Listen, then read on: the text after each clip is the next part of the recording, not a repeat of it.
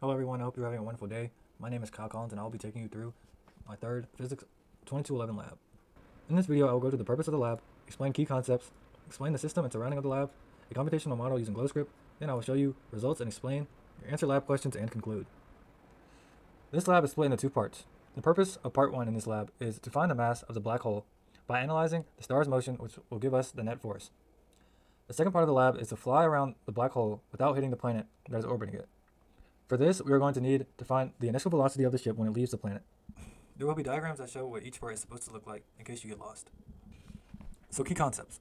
First, we're going to need to know the momentum principle, better known as Newton's second law. In the past 2 weeks, Newton's second law was important, and in this week, it will be a key factor as well. The law states force applied to an object is directly proportional to the rate of change of its momentum, and it occurs in the direction in which the force is applied. We know this as force equals mass times acceleration. We can also derive F net equals change in momentum over change in time, which we can derive again to get F net equals F perpendicular plus F parallel. Next, we can look at the force of gravity, which is negative g multiplied by mass 1 and mass 2. And we are going to divide that by r, which is the distance between the two objects. Then we are going to multiply that by r hat, which is r divided by the magnitude of r. Gravity is going to be 6.7 e to the negative 11, which is given, and divided by the gravitational law. We are also going to need position update formula and velocity update formulas, which we have used in previous labs as well. So before we do anything, we need to determine what the system is and what the surroundings are. For this problem, the system is going to be the black hole because we're looking for the black hole mass. The only other thing that is in the surrounding is the star, so that would be our only surrounding for this part. Our given mass of the star is 2e to the positive 30. Time for first observation is 0. Change in time is 86,400 seconds, and our gravitational constant, as stated earlier, is 6.7 e to the negative 11. I had to plug that into our code, and I came out looking like this. Here is the rest of the code. I had to edit initial momentum and final momentum by multiplying the star's mass by v initial and f final, or v. Here is the rest of our code. I had to edit initial momentum and final momentum by multiplying the star's mass by v initial and v final. I also had to find the change in velocity and change in momentum by just subtracting the final of each and the initial. I had to calculate F net using the equation earlier, which was delta p over delta t. Then I figured out F net parallel by getting p hat and get the magnitude of p initial and p final, and subtract them and divide by delta t.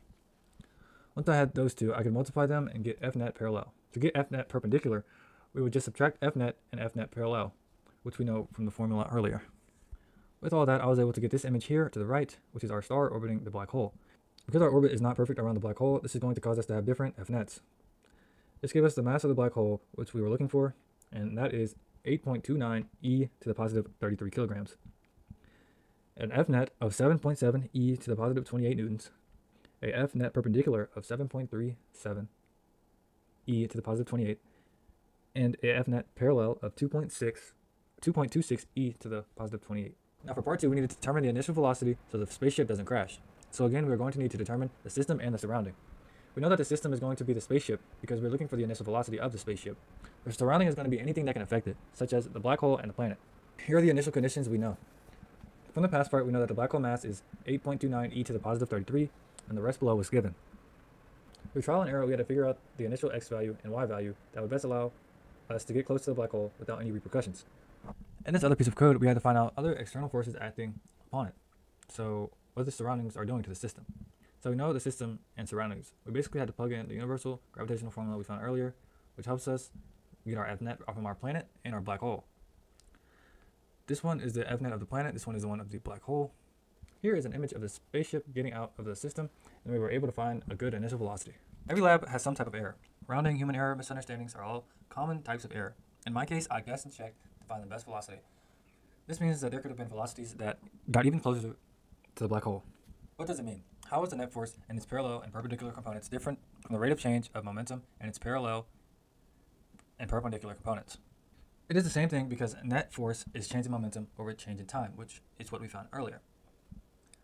We can solve for either one. However, it is easier to find the rate of change because all you need is the system's change in velocity and motion. What if, instead of wanting to take a quick look at the black hole and leave, you decide you want to enter an orbit around the black hole? What initial velocity would your spaceship need to have in order to enter into some kind of orbit around the black hole? Essentially, you would have to change your initial velocities of the x and y until your spaceship orbits, and it would look like this figure below. For me, what worked best was negative 1.5 e to the positive 7 for x and 1.2 e to the positive 7 work best for the y.